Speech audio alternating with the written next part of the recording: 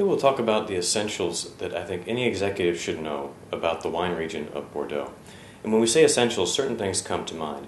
You should know the grapes from a given region, the flavors and aroma that you can expect within a glass of wine from that region, how to pair that wine with food when you're ordering, and then which bottles are iconic and that you really should recognize.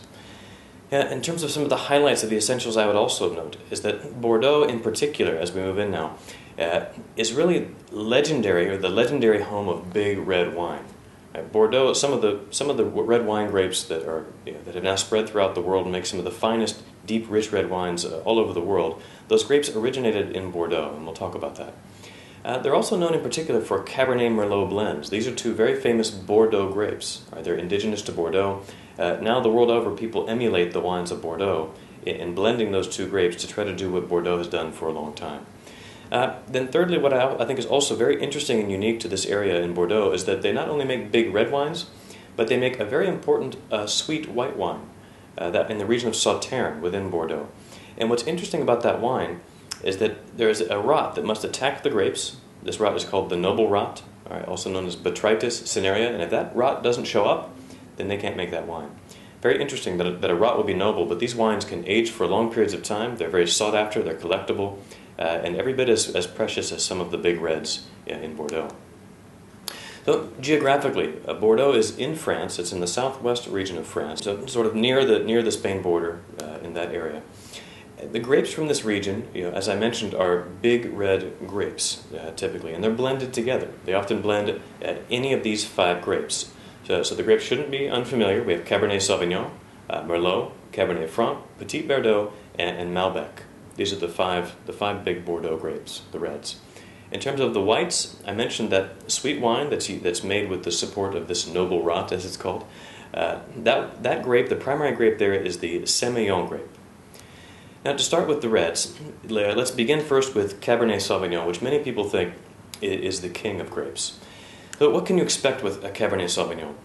To start with, if you're looking in the Bordeaux region, how do you know in the Bordeaux blend of grapes whether it's Cabernet-driven, Merlot-driven, or maybe it's the other varietals that I've mentioned? Well, Cabernet in particular has a home on the left bank of the river, of the Garonne River.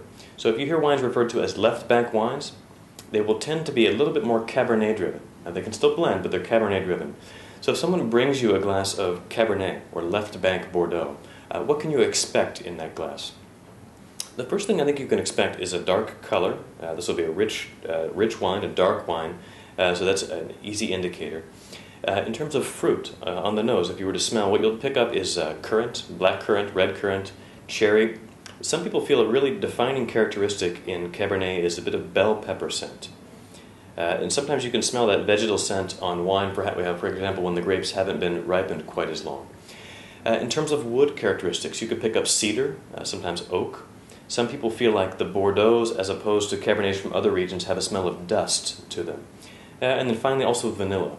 And that's very common for wines that have been aged on oak, which is the case with big Cabernets from the left bank. Now when you go to order food, let's say someone has ordered a big left bank Cabernet, or just a left bank Cabernet, and you can usually assume that it's a big red wine.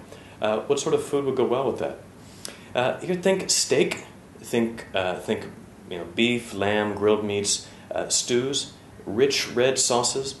Herbs like bay and rosemary tend to be herbs that you would see in a roast, like a slow-cooked meat. So your biggest, richest dishes are good with Cabernet, and it has a heavy tannin structure that goes well with those rich sauces or rich flavors or fat. Now there are certain bottles that are absolutely iconic to the left bank, to Bordeaux, and they're the most important examples of Cabernet in the world, really. And those are what are known as the 5 first growth Bordeaux wines. And the first growth Bordeaux, when we say first growth, France categorizes first growth, second growth, third growth, and so on.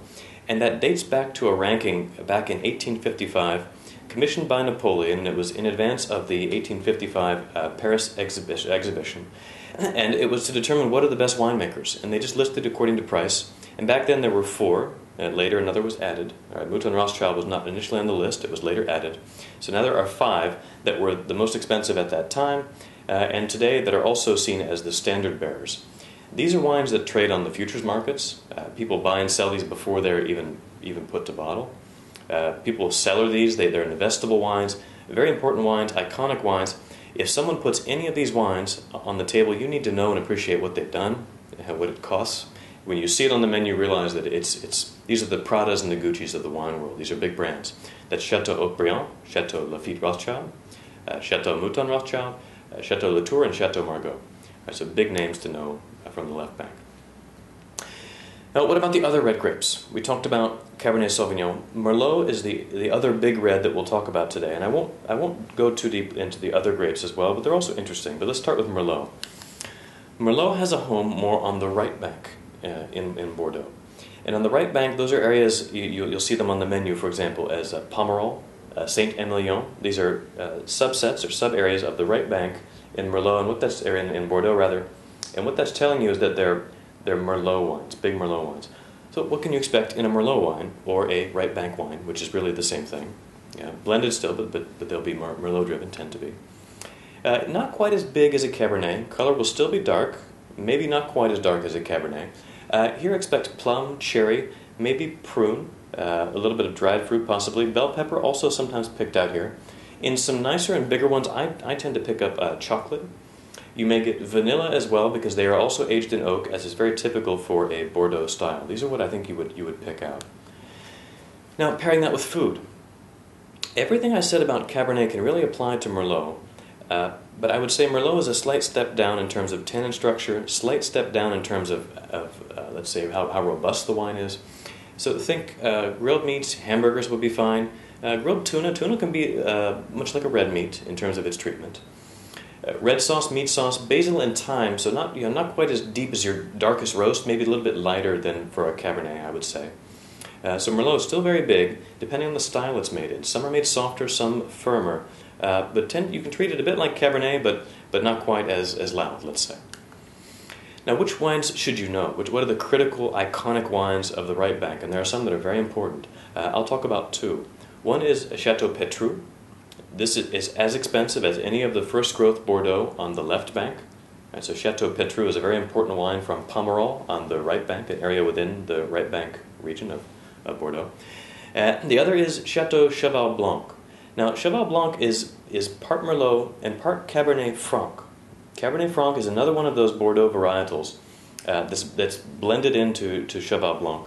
Here, if you recall the movie Sideways, this was the prize bottle, the highly cherished bottle of one of the characters in the movie. He ended up drinking it toward the end. But very nice wines, both of them, and made in a pretty robust style. These will drink much like a Cabernet, but they're some of the finest Merlots, some of the finest wines, period, in the world. Important to know. Let's talk now about the sweet wine that I mentioned, Sauterne. Sauterne is interesting because it's a sweet wine, and sweet wines aren't often held in the same esteem as some of the big legendary red wines. But in this case, Sauterne can hold their own with anything, and they're very collectible. Sauterne can age. These are very nice wines, big wines, and they cannot be made unless the grapes are attacked by a very particular rot, botrytis as it's known. It's been called the noble rot because there aren't that many rots that have such high purpose in life, and this one does. So, what can you expect if someone brings you a glass of Sauterne? Well, here, what you want to look for is pineapple, apricot, maybe peach, so some nice brighter fruit in the nose. Definitely honey, not only in the flavor profile, but also in the texture. It feels rich and luxurious in your mouth, and it's a bit thicker consistency than you would see in a non-sweet wine. And vanilla, these are things that would jump off the wines. Now, as they age, they can pick up a bit more complexity because, as I mentioned, this is a wine you can actually put in the cellar and age for quite some time, and people do. In terms of food pairing, the food pairing that comes to mind as being the most, the most frequently cited pairing for Sauterne would be foie gras. Foie gras is a very natural pairing. It's perfect in terms of its balance. If someone orders foie gras, it would be a very nice gesture as an executive to suggest Sauterne, order Sauterne. These two go hand in hand. It also goes well with just about any dessert, but let's say creme brulee, those burnt flavors would go very nicely with it, or even simply fruits. In terms of bottles to know, there's one that stands out, and this is one that you should certainly know. It's synonymous with Sauterne, really, and that's Chateau d'Yquem. So here, the fine Chateau d'Yquem bottles will age. They're collected. They're sought after by wine enthusiasts. Very important bottle to know, on the menu. So in terms of the essentials from Bordeaux, we talked about the grapes, we talked about the flavors and aromas, we talked about pairing them with food, how to order them if someone is ordering a Bordeaux, what food to put with that, and the iconic bottles that you should know. We also mentioned that Bordeaux is the home of some legendary red wines and some legendary grapes. So when we say Cabernet and Merlot blends, it's true that they're blended there, but it's also because they're really born there. These are Bordeaux grapes. Everywhere else in the world is often trying to compete with Bordeaux. They put their wines against Bordeaux. If they beat Bordeaux, it's considered a prize or a badge on their chest. And lastly, we talked about noble rot. So noble rot, very interesting that a rot would be noble. In this case, it is. This is the Botrytis rot. Makes the fine wines of Sauternes or wines that are made in that style.